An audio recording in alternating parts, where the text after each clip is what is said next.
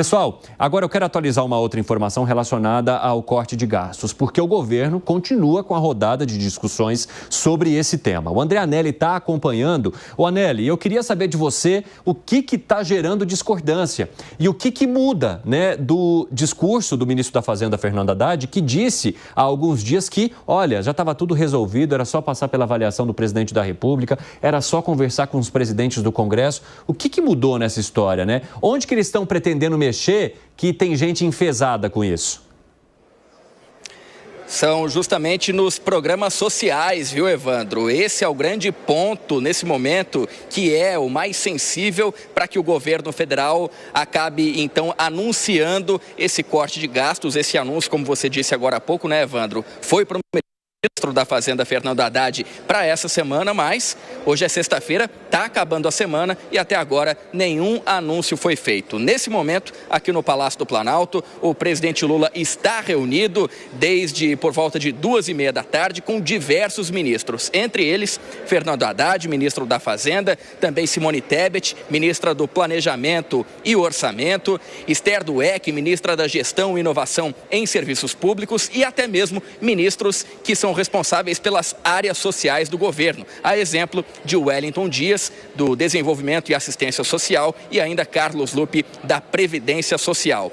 Principalmente em relação ao Wellington Dias, o ministro já afirmou que o governo federal não vai fazer nenhum corte em relação ao BPC, que é o benefício de prestação continuada, aquele que é pago, por exemplo, a deficientes. O ministro disse ainda que a pasta vai colaborar com esse corte de gastos, porque, de acordo com o próprio ministro e como foi afirmado também por Fernando Haddad, todos os chefes do primeiro escalão estão conscientes da necessidade de enxugamento dos gastos, mas, no caso da área social, o Wellington Dias afirmou que a contribuição será por conta do combate a fraudes em programas sociais, principalmente no Bolsa Família, que é o principal programa de repasse de recursos para pessoas menos favorecidas. Então, esse é o ponto mais sensível e a reunião continua em andamento aqui no Palácio do Planalto, sem previsão para que alguém, então, dê alguma declaração aqui. Evandro. Muito obrigado pelas informações, André Anelli, bom trabalho para você. Ô, Alan Gani, o que está pegando aí, né, que está gerando agora? Quando a gente percebe tensão, é lógico que é um assunto muito sério, né, gente? A gente está falando aí de cortes que, segundo a Fazenda, podem ser estruturais. Quando se mexe com cortes assim mais profundos, obviamente que vai haver discussão. Claro. Mas também tem a ver com ministros reclamando ali, pelo amor de Deus, não mexe na minha área, não corta desse programa. Mas alguma coisa, assim, alguém vai ter que sair descontente dessa história. Exatamente, porque se você corta de um determinado ministério, significa menos verba para aquele ministério, menos ações para a população, e isso, de alguma maneira, enfraquece politicamente a pessoa que está na frente daquele ministério. Por isso que ninguém quer corte de gastos para si, eu quero ajuste fiscal sempre para os outros. Agora, me parece, eu faria uma aposta aqui, Evandro, que o governo deva mexer no seguro-desemprego, até porque seria um momento oportuno, porque a taxa de desemprego está baixa, no abono salarial, em mudanças de regras nos gastos com saúde e educação, ou desvinculando ou diminuindo essa vinculação, e não vai mexer em 3 vesperos. BPC, como foi falado, já antecipado, Bolsa Família e aposentadoria. Agora, 5h24, o pessoal da rádio vai para um rápido intervalo. Daqui a pouco espero vocês, tá? Nas outras plataformas, seguimos. Fala, Segré.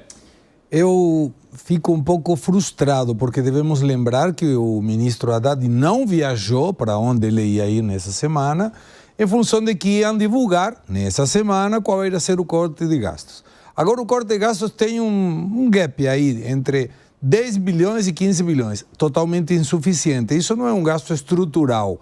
Tem informações do próprio governo que em outubro, lembrando que em setembro demorou um monte para sair o resultado fiscal, em outubro, teoricamente, segundo o governo, o superávit seria de 40 bilhões de reais.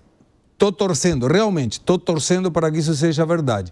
Mas se nós estamos falando de um corte de 15 bilhões, é nada em relação ao que está precisando.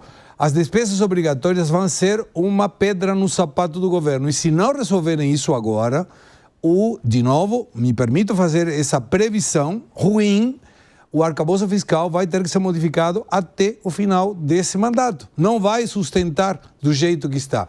Então, frustra expectativas, o dólar hoje subiu de novo, a bolsa de novo caiu, e isso especificamente por quê? O mercado estava esperando, os amigos do Piperninho, do Faria Limer, estavam esperando entre 40 e 50 bilhões de corte. E aparece que, na pior das hipóteses, para o governo, seria de 15 bilhões. É insuficiente, não vai resultar. E para você, Zé, como é que vai ficar? Olha, ontem o Supremo Tribunal Federal tomou uma decisão importante sobre a possibilidade de contratação pela CLT de funcionários públicos. É uma mudança de hábito muito grande, né? Isso significa um funcionário que não tem aquelas tradicionais garantias de estabilidade e que pode ser demitido. É um tipo de reforma administrativa que o Congresso já deveria ter feito há muito tempo. Está lá um projeto muito bom de reforma administrativa, que foi enviado pelo ex-presidente Jair Bolsonaro, da lavra do Paulo Guedes. É uma reforma muito boa que preserva ali aquelas áreas típicas de Estado, né? Que são as funções típicas de Estado. As outras funções podem, sim, ser modificadas, contratos temporários, por que não? Tem um surto de dengue, contrata pessoal para surto de dengue, acabou o surto de dengue, não precisa ficar com o pessoal que trabalhou, que recebeu e pronto, né? Então, a reforma administrativa é que seria a solução. Por outro lado, um projeto que eu defendo, abracei e defendo com todo rigor, projeto Segre, de obrigar a todos os governadores, presidentes da República, a entregarem o governo com um controle maior da dívida, uma porcentagem paga ali. Então, em determinado tempo, segundo esse projeto Segre, a dívida seria quitada. É o nosso grande câncer. É metade do orçamento. É quase 3 trilhões de reais, trilhões, estamos falando de trilhões, para pagamento de serviço da dívida. É um nome bonitinho, o serviço da dívida é juros. E aí vem em seguida previdência e folha de pagamento. Previdência está demonstrando um crescimento vegetativo, ou seja, mesmo sem aumento, cresce, cresce, cresce. Absurdo, está assustando. Então, primeiro, o governo tentou equalizar através da arrecadação. Todo mundo sabia, eu acho que todo mundo dessa vez, eu ia dizer todo mundo menos o Piperno, mas vou dizer, todo mundo sabia que isso não ia dar certo. Não dá para arrecadar tanto, mesmo sacrificando ainda mais. Mas acontece o seguinte, não deu certo, aí agora é através de cortes artificiais. Eu estou sabendo, por exemplo, que haverá cortes no seguro-desemprego.